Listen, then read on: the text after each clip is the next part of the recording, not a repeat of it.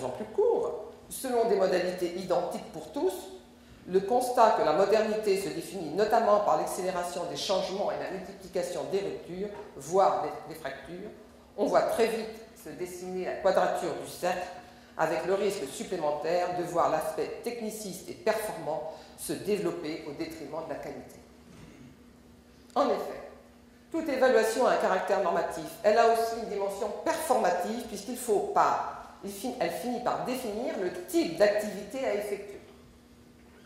L'évaluation cesse d'être un moyen et devient la fin en elle-même.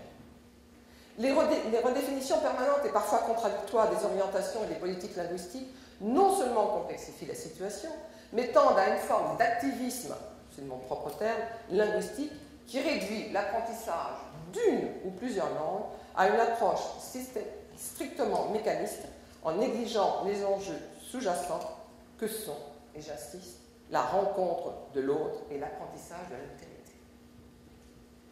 Tout ce qui touche à l'humain est aussi une question de valeur, de sens, domaines qui peuvent difficilement faire l'objet d'une quantification. Sur le plan culturel, le passage par d'autres cultures est un moyen d'investigation.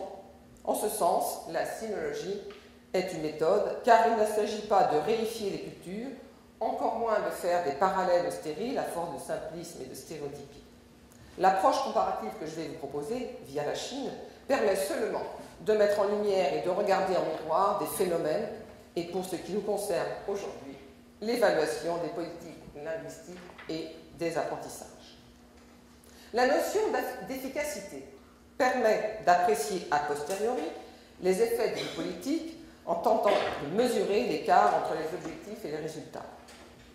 Or, l'idée d'un objectif à atteindre par la mise en place de méthodes et d'outils appropriés selon une trajectoire précise, selon un protocole défini à l'avance, devant aboutir à une évaluation objectivée, cette démarche, quoi qu'on en pense, n'est pas du tout universelle. La logique moyen-fin, très valorisée dans tous les domaines, y compris dans les apprentissages, et l'évaluation n'est pas la seule manière d'assurer l'efficacité. Cette logique, l'efficacité, n'est pas atteinte de la même manière partout et à toutes les époques. À l'adéquation moyen-fin, François Julien, philosophe et sinologue, oppose la conception chinoise d'une pensée, je cite, d'une pensée de l'efficacité qui, ne projetant aucun plan sur le cours des choses, n'a pas non plus à envisager la conduite sous l'angle moyen-fin. Celle-ci résulte non d'une application, mais plutôt d'une exploitation en mettant à profit le potentiel impliqué dans une situation donnée. L'efficacité, dans ce cas-là, en Chine, est alors définie à partir de la capacité à tirer parti de la situation, à développer une forme d'empirisme pratique, à se mouvoir dans le dédale des actions et non pas à chercher à diriger les événements ni à les orienter. Je trouve que c'est une conception intéressante, même si c'est difficile à intégrer par rapport à nous. Il faut qu'on ose penser la logique sur laquelle nous sommes avec une quasi-certitude, moyen, fin, on définit, on arrive, c'est clair, c'est net, c'est précis, et ça coule, en principe. Dans les deux cas, en Chine comme en Occident, il y a bien une volonté d'efficacité, mais celle-ci n'est pas de même nature. À l'affrontement direct, seront privilégiés en Chine la nuance et les écarts, la labilité et la mouvance. À une forme de volontarisme seront privilégiés la maturation et la durée. De fait, le stratège chinois ne délibère pas par des moyens. Il ne projette ni ne construit rien. Toute sa stratégie consiste à faire évoluer la situation de façon que l'effet résulte progressivement de lui-même et qu'il soit contraignant. L'efficacité, dans ce sens, n'est pas le résultat d'une action délibérée et volontariste, mais une transformation de la situation. C'est une efficacité par adaptation. C'est elle qui conduit d'elle-même au résultat. À côté du rapport moyen à fin, le rapport condition-conséquence est celui que privilégient les Chinois.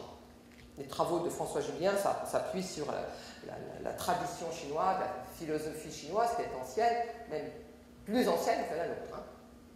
Maintenant, après, la question n'est pas de dire c'est vrai aujourd'hui, c'est pas vrai aujourd'hui, etc. La question n'est pas là. C'est simplement, par ce détour-là, de prendre conscience qu'il y a d'autres manières de faire. C'est le seul intérêt de la démonstration. Le succès est donc, dans ce cas-là, prédéterminé par la situation, d'où la primauté du comment faire sur la valorisation a priori du résultat. En tant qu'ancienne institutrice, pendant 15 ans, je ne me suis jamais intéressée à l'évaluation, mais jamais, jamais, ni à l'échelle, ça ne m'a jamais intéressée, jamais. Jamais compris d'ailleurs pourquoi les professeurs en sciences de l'éducation passaient leur temps à faire des thèses là-dessus. Parce que non, mais je rigole pas, mais je vous assure, mais parce que je trouve que quand on s'intéresse sur le comment faire plutôt que de voir le résultat et d'évaluer le résultat, si on réfléchit bien sur le comment faire, je suis désolée, ça réussit. Voilà. C'est un peu bête, c'est un peu simpliste, mais en tout cas ça marche et je peux vous le prouver par des actions de terrain.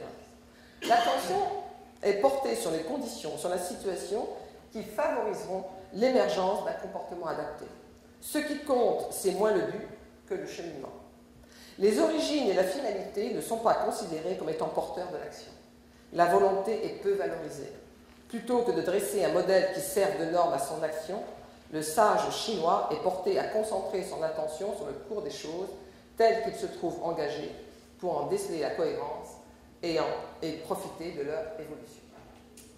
Dans cette perspective, les notions de plan, de planification et donc d'évaluation ne sont pas nécessaires a priori. En ce sens, au lieu de construire une forme idéale qu'on projette sur les choses, il convient de s'attacher à détecter les facteurs favorables à l'œuvre dans leur configuration. Au lieu de fixer un but à son action, il convient de se laisser porter par la propension.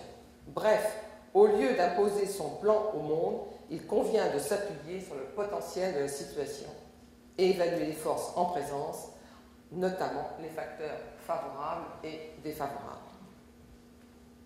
En conclusion, puisqu'il nous faut conclure, on peut nuancer toutes ces oppositions que nous venons de voir, car le processus de globalisation amène à faire converger les pratiques afin de faciliter les comparaisons et les études, par une construction en commun des indicateurs afin que les normes de référence soient partagées par l'ensemble des acteurs, des parties, une définition en commun des procédures de travail et d'échange d'informations, une construction conjointe de recommandations et de plans, de mise en œuvre et de recommandations.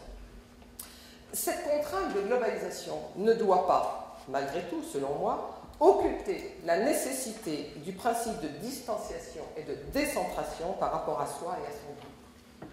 La confrontation à l'altérité se double d'une confrontation avec l'autrement, source d'étonnement et donc d'innovation. Merci.